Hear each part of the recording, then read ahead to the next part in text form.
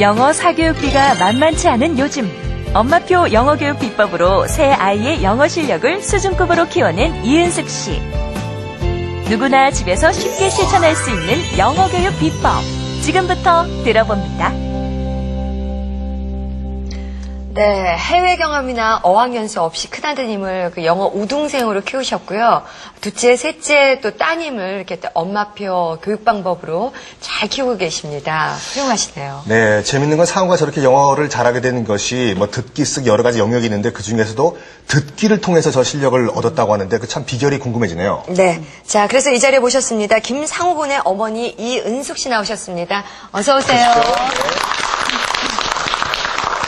아유, 새 아이의 영어 교육비만 해도 보통 집은 만만치 않을 텐데요. 그걸 다, 아유, 참 많이 그 돈을 모으셨을 것 같아요. 좋으시죠? 아이들이 영어를 잘해서. 뭐, 그러기도 하지만 고민은 항상 끊임없이 있습니다. 그리고 제가 그 엄마표 영어 교육을 시작한 것도 아까 말씀하신 그 사교육비에 대한 부담도 컸기 때문이고요. 특히 영어 같은 경우는 듣기, 읽기, 쓰기, 말하기, 이렇게 영역별로 공부를 좀 제대로 해보려면 비용이 상당히 많이 들거든요.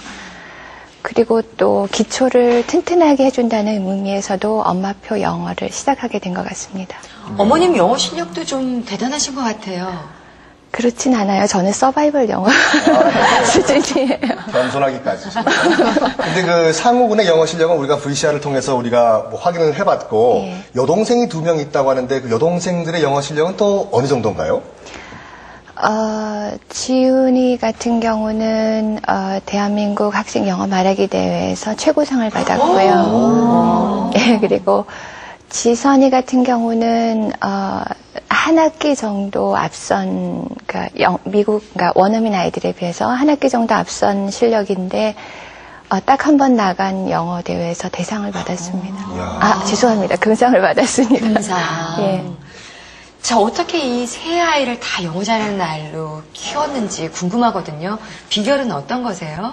물론 어렸을 때는 그 영어 퍼즐 같은 것들로 놀이로 시작을 했고요. 그 다음에는 이제 단어 만들기 했고요. 그 다음에는 도화책 읽어주기를 했었는데 그 다음에 어떻게 해야 할지 좀 막연하더라고요.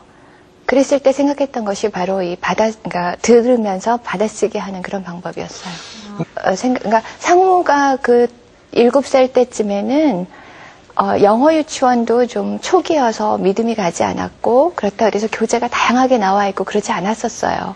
네. 그래서 제가 선택할 수 있었던 방법이었던 것 같아요. 자, 그러면 상우 군한테 영어 듣기 훈련을 처음 시작한 게 7살. 어떤 식으로 시작했나요? 어떤 이야기책을 그렇죠. 고른 게 있으셨나요? 처음에는 자신이 읽었던 기초적인 읽기 책으로 시작을 했었고요. 쉽게. 그 다음에 쉽게 나와 있는 세계 명작 같은 것들이 있습니다. 셰익스피어라든가 여러 가지 기타 등등. 그래서 그것을 먼저 듣고 받아쓰기를 하게 하고 받아쓰기를 한 것에 대한 채점을 하고요.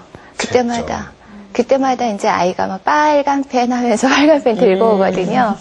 그러면 이제 채점하고 나서 다시 한번 전체적으로 억양을 따라서 말하게 하고 그런 식으로. 그거는 진짜 공부인데 진짜 공부거든요. 예. 쓰고 똑같이 따라 읽고 애가 잘 따라가주던가요? 네. 처음에는 정말 아이의 반응이 궁금해서 그러니까 재미삼아서 살짝 비춰보는 거예요. 비춰보고 나서 작전상 후퇴하고요. 그리고 나서 아이 반응을 보고 나서 이제 조금씩 양도 늘려가고 그렇게 해서 습관을 들이는 거죠. 억압적으로 안 하셨군요. 역효과가 날 것 같으면 저처럼 조금 게을러지는 것도 한 방법입니다. 근데요, 진짜 아셔야 되는 게 지금 상우 같은 경우는 그 학습 유형이 들어야지 잘 되는 친구 같아요. 지금 아까 방송 이렇게 화면으로 통해서도 보고 어머님 말씀 이렇게 들어보니까요. 그 상우군은 누가 이야기하는 걸 굉장히 잘 듣는 스타일 같아요. 집에서도 엄마 말씀을 잘 듣기도 하지만은 누가 이야기하는 거를 갖다 차근차근 자기 머릿속에서 그림을 그려가서 듣는 스타일이기 때문에 지금 어머님이 해주신 방법이 상우군한테 맞았다고 할 수가 있는 거죠. 근데 여러 가지 아까 말씀드린 여러 가지 영어의 영역 중에서 듣기가 가장 어떻게 보면 지루하거든요. 가시적인 효과가 안 나기 때문에 단기적으로. 이 훈련할 때 어떤 분량은 어떻게 조절하시나요? 기준이 있으신가요? 어렸을 때는 한 페이지 정도 시작을 했었고요. 쉬운 내용으로. 그 다음에 초등학교 저학년 때는 일주일에 한 3번 정도, 한 2장 정도 이렇게 하고요. 그 다음에 고학년 때 되면은 또 다른 과목도 비중이 있기 때문에 한 2번 정도, 그때는 한 2-3장 정도를 할 수 있는 능력이 되거든요. 그런 식으로. 우리 상우 어머님의 말씀을 들어보니까 영어를 공부하는 데 있어가지고 리스닝, 듣기의 위력이 느껴지는데요.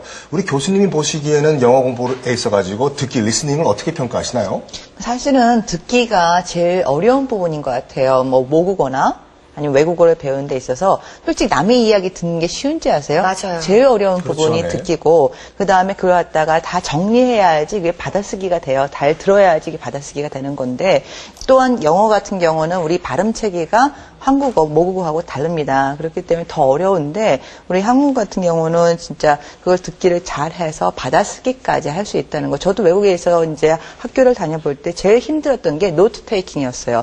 이 수업 시간에 들어가서 그 교수님들이 말씀하시는 걸 갖다 자기네 만약에 한국 강의실이라도 마찬가지일 거예요. 한국말로 해도 참 받아쓰기 어렵거든요. 그리고 선생님마다 발음이 똑똑한 다 선생님이 다르죠. 있고 어눌한 네. 선생님이 있고 지루한 선생님이 네, 있고 맞습니다. 그렇거든요. 맞습니다. 그런데 그걸 갖다가 우선은 그 연습을 많이 했기 때문에 그만큼 아까도 말씀드린 유형이 지금 듣기 유형인 것 같아요. 상욱인이. 그래서 받아쓰기까지 충분히 했고 그걸 갖다가 그런 친구들이 되게 보면 논리적이에요. 굉장히. 그래서 아마 상욱은 좀 남들보다 논리적인 것 같습니다. 그래서 네. 그런지. 자, 이렇게 요즘 아이들이 다 컴퓨터 자판을 치고 이렇게 손훈련을 안 해서 그런지 요만큼 쓰라고 그래도 힘이 든다고 그렇죠. 그러는데 이미 여기도 잘 들어있는 데다가 기본 반복 훈련이 됐기 때문에 지금 글쓰기를 이렇게 참 잘한다면서요. 7살 후반 정도부터 일기 쓰기를 했었는데요, 영어로. 처음에 우리말로 그러니까 일기를 쓰고, 그 다음에 자신이 알고 있는 영어 단어를 이렇게 써놓도록 했어요. 그런데 아이가 금방 자신이 쓸 수 있는 문장으로 바로 써버리더라고요. 그래서 처음에 한 3줄, 5줄만 써도 칭찬을 해주고 했던 것들이 아이한테 큰 힘이 됐었던 것 같고요. 또 학교에서 영어로 일기를 쓰는 아이들이 의외로 적었어요. 그러다 보니까 이제 일기상을 받게 되고 이렇게 계속 취업되면서 아이의 습관이 붙어진 것 같습니다. 네. 이 어머님 보시니까요. 정말 여성다우세요. 안 쓰니? 써. 야단 한번 안 치셨을 것 같아요. 네, 제가 중간에 앉아서 극과 극을 체험하고. 근데 다시 듣기로 돌아가서 이제 상우군이 이제 어머니와 같이 듣기 연습을 하다가 이제 어머니 그만